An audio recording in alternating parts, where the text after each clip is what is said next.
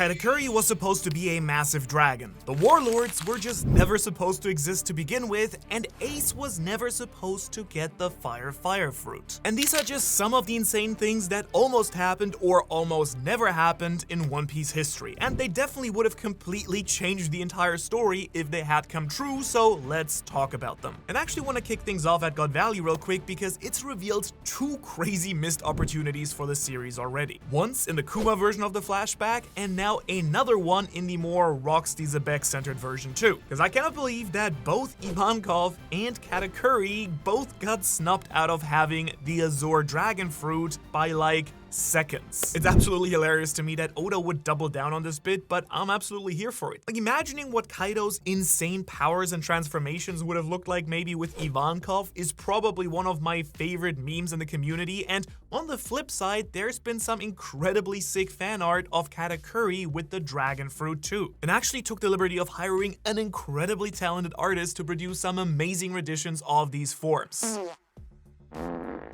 Immaculate. Anyhow, from a story perspective, these two getting the fruit would have just completely changed the entire final saga. Like, seriously, can you imagine Whole Cake Island Luffy defeating the Azure Dragon form of Katakuri? He would have been walled off and lost right there and then. Katakuri's ripping borrowed breaths, future sight, and dragon twisters would have absolutely dominated Luffy. And to be real with you, Lin kind of put it best in chapter 1162, where she said that if Katakuri had gotten that fruit as intended, her army would have been insanely powerful. Like, don't get me wrong, her kids already have some pretty busted devil fruits as is, but Katakuri leading the charge with not the mochi power, but the power of the Azure Dragon would kind of seal the deal. Her Yonko army would then have been the strongest out there, and Lin might actually have become Pirate King for all we know. And Ivankov puts Dragon's army in a very similar situation. Ginny would never have been captured if Dragon's revolutionaries had a real dragon amongst their ranks. And between the Pawpaw fruit and this draconic Ivankov, the Freedom Fighters and Revolutionary Army could have probably straight up dominated the Marines much earlier. I think it's fair to say that they would be so much closer to their end goal right now. And of course, I'm really only focusing on the power side of these forces because what I want you to consider also is how insanely different the story would have been as a result too. Because let's face it, Kaido didn't really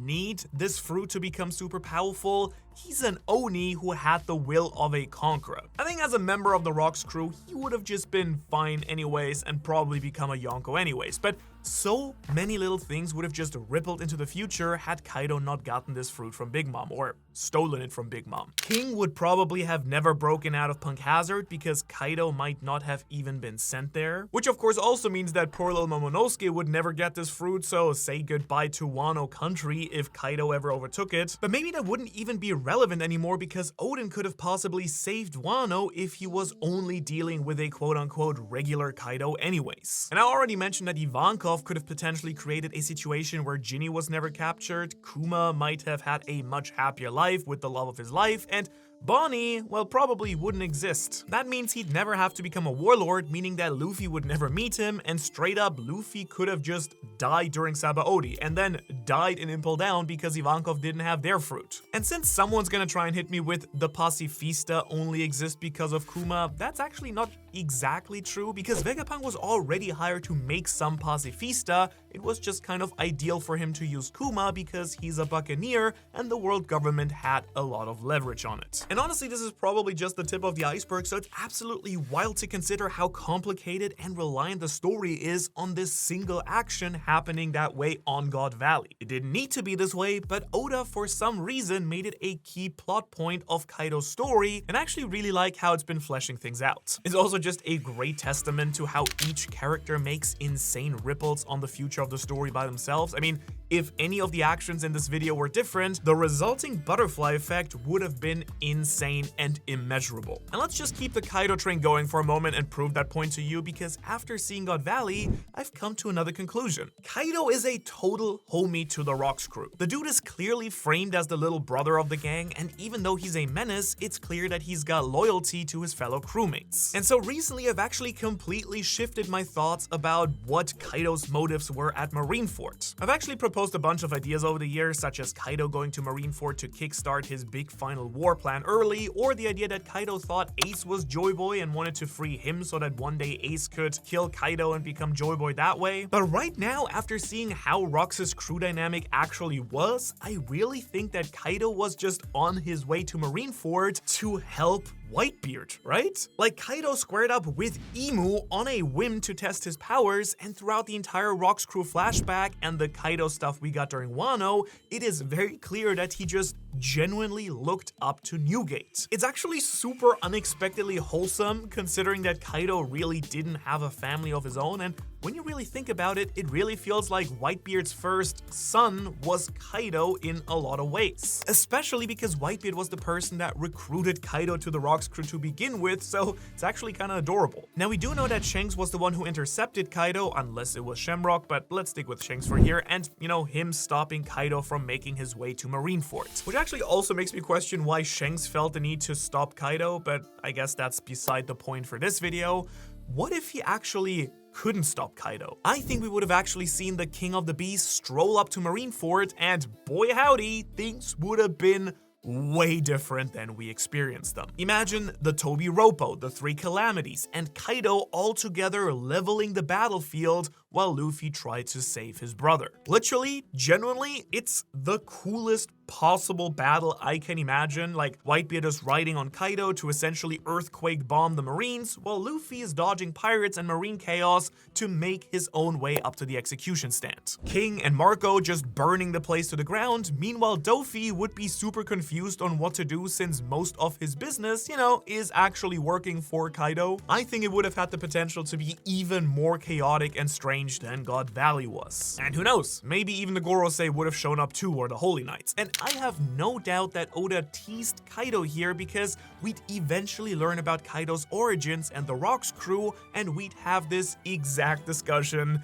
that we're having right now, frankly. If we're being honest, at that point in the story, there was no real point in talking about Kaido and Shanks other than to flash out the world altogether and show just how interconnected the old heads of this generation actually are. And as mentioned, what really takes the cake is that I have very little to no doubt really that the Holy Knights and Imu would have been revealed way sooner if Oda had chosen this path for Marineford. I'm very glad that he didn't, but it's really clear to see, at least in my opinion, how Oda could have made Marineford a massive climatic final battle for the entire series based on how he set everything up here. Now, of course, you know that the story is already setting up another Marine-esque war after the Elbaf arc, it seems, but looking back, if just a few more players showed up at Marineford, I can see a world where Imu and the Holy Knights just descend from the Holy Land, and the actual end of all of One Piece could have been Marineford if the plug had gotten pulled on One Piece early.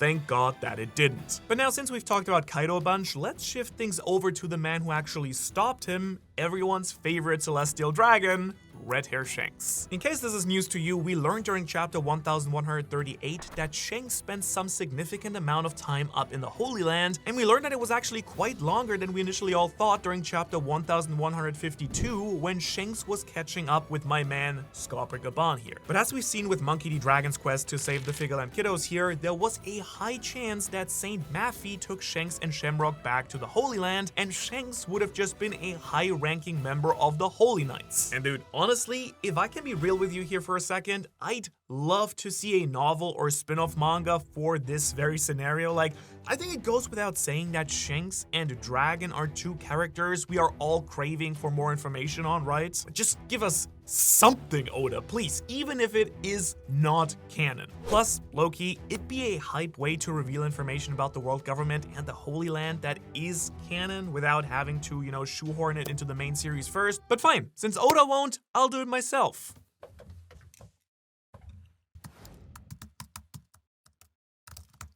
Anyways, back to Shanks. Obviously, so much of this character is built around being the spiritual successor of Roger, while Luffy is the literal successor of Roger himself. Shanks is the man that Luffy needs to surpass to become Pirate King because he's pretty clearly the strongest Yonko right now after seeing him dismantle the Kid Pirates in one slash of his sword, opposite of Blackbeard getting pushed back by Just Law and some penguin guys, I guess. So just imagine a world where none of that stuff happened. We just have no Luffy. That kid would either be a marine or dead in the water. Literally, none of the series would have happened altogether. Seriously, somehow I don't even think that's the craziest thing for the entire lore of the world, because another character might have taken on that Joy Boy-esque role instead, and it's actually Loki, who wouldn't have been stopped by Shanks when he went on his rampage after leaving Elbaf. So there's a world where Loki went on to form his own crew, demolishing everyone and everything in his path, and possibly even becoming a Yonko himself. Wouldn't that be nuts? I don't know, the cursed giant pirates or something like that, just kind of curb stomping the Grand Line because Shanks wasn't around to keep him in check. I would have been down to see that as well, but maybe I'm a little bit biased because I want more Loki stuff in general. The dude's just rad as hell, and I really hope he sticks around after Elbaf. Unless though, Loki is not our MC, Luffy is, and a few things have almost happened with Luffy that would have changed everything as well. As you can imagine, it's a long list, but a great example is chapter 850 when Luffy almost ripped his own hands off during Whole Cake Island. Not only is this metal as hell, but it would have also probably cemented his own death. Because I'm gonna go out on a limb here in power scale and say that no hands Luffy's probably not gonna beat Katakuri. That's for sure. Unless he got a Vibra slap or a hook hand, then maybe he'd be fine. Looking back at this chapter, I think this is one of the first little teases we got of Gear 5 and the true nature of Luffy's fruit. I mean, just a little fun thing I noticed, since we know that Luffy has the potential to stretch way bigger than these cuffs can actually keep him. Like, the dude can usually make his entire body parts gigantic, but in that moment, his arms were just wrapped around his body a few times, but he specifically states his goal is to rip his hands off, and we do know that Luffy's fruit seems to respond to, well, what he wants to make reality. I actually wonder if Oda's gonna play with this entire idea more, you know, like playing on Luffy's imagination as the source of Gear 5, and having someone like Imo or someone else convince Luffy that he can't do something, which then actually prevents him from doing that thing. Sorry, I got a little bit off topic here, but it's actually fine, I think, since Gear 5 is actually something I wanted to touch on here as well, because I think there was another opportunity where Gear 5 was almost awakened and Luffy missed it in the series. Now please do take this one with a grain of salt, since I'm bouncing over to the anime specifically for this, but I do think it's absolutely worth talking about at the very least. Because during that massive 6-month anime break, we were actually giving a fresh Fishman Island remake. You know, modern visuals, extended fight scenes, the whole shebang. It's very cool, but I was really confused why Fishman Island of all arcs was actually chosen here until the end of it, where it was implied that Luffy had the potential, at least, to awaken his Gear 5 powers as he battled Hody Jones. Which is really crazy when you actually consider it, since, you know, it's Hody Jones. Not exactly the biggest of villains, but like, all of the elements were there looking back at it. Luffy almost dies, the energy steroids Hody uses put him in a visual state that clearly looks like the Sulong form and Gear 5, you know, with the red eyes and the white hair, and the battle was taking place in a location with a ton of ties to Joy Boy. It actually lined up with Wano in a lot of weird ways. You know, the poneglyphs were located in Fishman Island, just like in Wano, the place that they were created. The Sea Kings are there, similarly to how Zanisha is in Wano. Tons of parallels between Luffy and Joy Boys are drawn here, and it just kinda works, honestly. So I really get why this was chosen as the post-Wano filler buffer, since its finale seems to be something that Oda was using very early on to tease what Gear 5 could actually be eventually. And bro, can you just picture how different the final saga would have been if Luffy had Gear 5 this entire time? The entire show would be like easily 500 chapters shorter right now, honestly. So maybe it just was the best financial decision for Toei and Oda for Luffy to just hold off on the old Nika fruit stuff until way later with Wano. But you know what would have been even crazier than Luffy awakening Gear 5 early? Oda not giving Luffy the Nika fruit altogether. Now, if you are a very long-time viewer of the channel, first of all, thank you, but you probably also know where this one is going. But if not, I'll sum it up nice and sweet for you right now. I'm like nearly 100% certain myself at this point that Shanks' original plan was to give Ace the Gum Gum fruit, not Luffy. And all of this seems to be what Roger laid out for Shanks and the entire crew to do as the big plan before he walked the plank. Roger stated that his son would be the one to complete his mission before disbanding the Roger Pirates, and then, conveniently, key members of his crew positioned themselves across the Grand Line, while Shanks went up to the Holy Land and then eventually ended up stealing the Nika fruit. And what did he do immediately after he got his hands on it? He brought it straight to the East Blue to Dawn Island, where he knew that Ace was located. Yeah.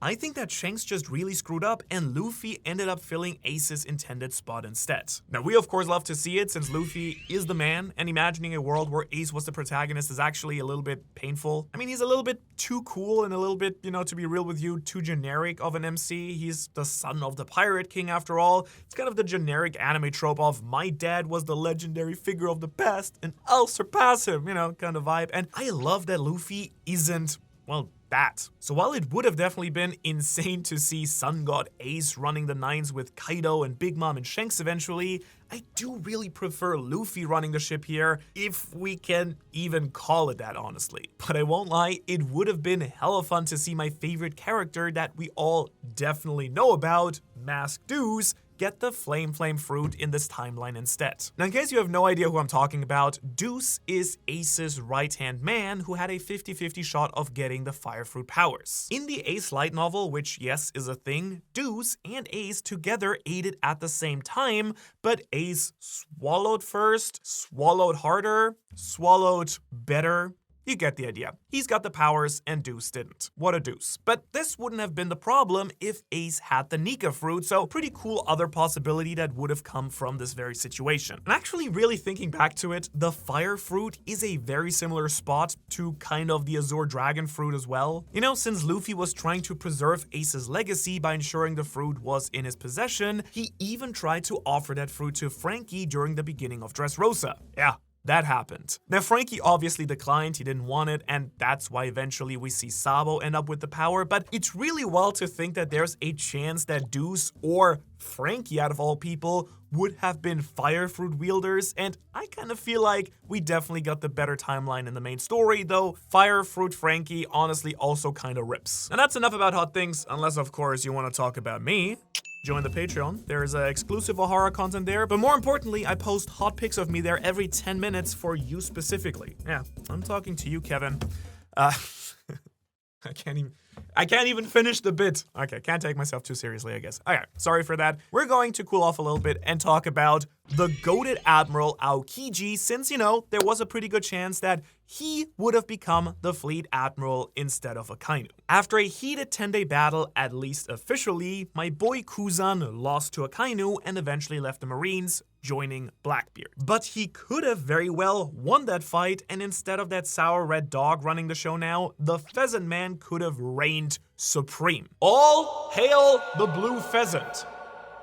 Could you do it? No? Okay. Alright. Well, I do kind of wonder how things would have been differently, like if Kuzan was in charge of the Marines. For starters, he's got way more humanity, and I kind of feel like generally the Marines would have been a much more reasonable group after the time skip if that happened. Which, makes sense that it didn't happen because we kind of need the stakes to rise with characters like Green Bull, who are, hyper-aggressive freaks. At least Fujitora is around to balance the vibes out, I guess. And speaking of Fujitora, if he didn't push to disband the Warlord systems, things would have ended up way different now too. I'm pretty glad he did because that got us cross-skilled, but yeah, seriously, there's a totally reasonable case to be made that the Warlords and the Seraphim could have worked together on behalf of the world government. I mean, just imagine a final war where Zoro has to face off against S-Hawk and Mihawk, who are actively standing in the way of Luffy's dreams. Meanwhile, S-Snake and Boa Hancock are torn between their love for Luffy and protecting the Kuja tribe by siding with the world government. All of that stuff would be absolutely wild. Though if you know anything about your One Piece history, then you might know that there was a legitimate world where the Warlord system just never existed to begin with. Because Oda actually went on record during the series' 20th anniversary admitting that the Warlords were just straight up not a planned thing. It was